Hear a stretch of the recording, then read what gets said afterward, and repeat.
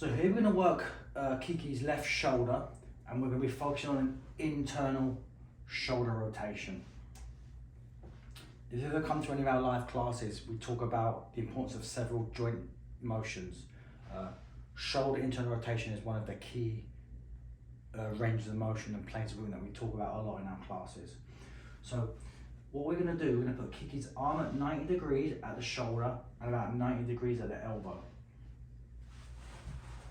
I'm going to grab her watch, or where, if they're not wearing it, where the watch would be, and I'm going to anchor her pec, and I'm going to stretch down this way. So I'm anchoring her pec, because what happens is when we stretch the shoulder, they protract, and we think we're getting a lot of internal rotation, but what we're indeed getting is a lot of shoulder blade or scapular protraction. So I brace. On a real big stiff person, I'll grab my own wrist. So I go here, I grab my own wrist, and I'm going to rock forward as I apply pressure down on her pec.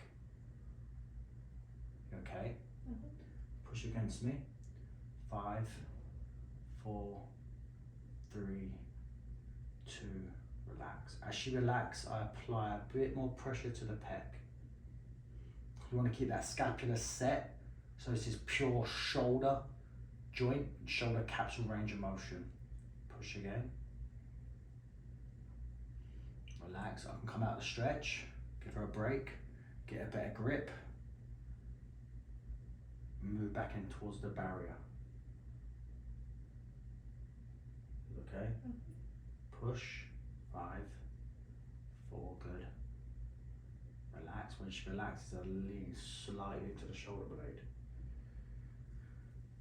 When you're working this technique for the first couple of times, be careful, because the way you configure your hands like this gives us a very large amount of power, a large amount of leverage. So you don't want to be cranking on someone's shoulder like this, unless you do it for a very specific reason.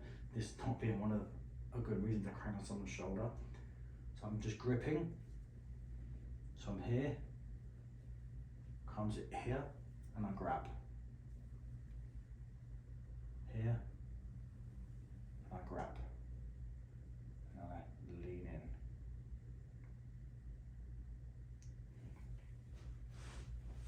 There are other ways of setting this stretch up. If you don't want to get onto your knees, you can brace with a soft palm and stretch down this way. What we find when we do this stretch, the person's elbow starts dropping down. So they're trying to get away from the tightness. But when we go here, we maintain the 90 degrees here, you see. So we keep them at 90. People tend to migrate down here. So if you do choose to do this one, which is still a great technique, by the way, just be cognizant of this position here. So we do a couple of good ones, Kiki. And as we go, they start moving down and they end up here. And we are, of course, still stretching the shoulder joint, the shoulder capsule, but we want to stretch it as much as we can at 90 degrees, which tends to free up most of the capsular, posterior capsule restrictions. So just to recap, on one knee, I brace her pec with my fleshy forearm. So I'm not bracing her pec here. So it's the fleshy forearm. I come here, grab the wrist, grab my own wrist. I just stretch. Another thing we see people doing incorrectly actually in our classes, as they stretch, they lift. Okay? So it's not, I'm not lifting, I'm pushing down, and I'm just pushing down her watch. And again, it's 2 or 3 pounds of pressure because you create so much bind and so much leverage here. You don't need to push hard.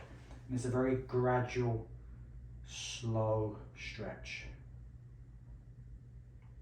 And in an ideal world, with shoulder internal rotation, you're looking at about 70 degrees. So Kiki's pretty good. But you're going to see most people are up here. without going all the way down before that happens. But even that's still pretty good. That's not that bad. Most people will really protract.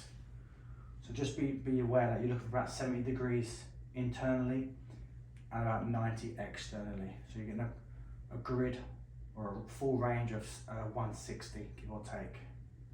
Great technique, but move slow. If you're not confident getting in that position, this one's completely acceptable too.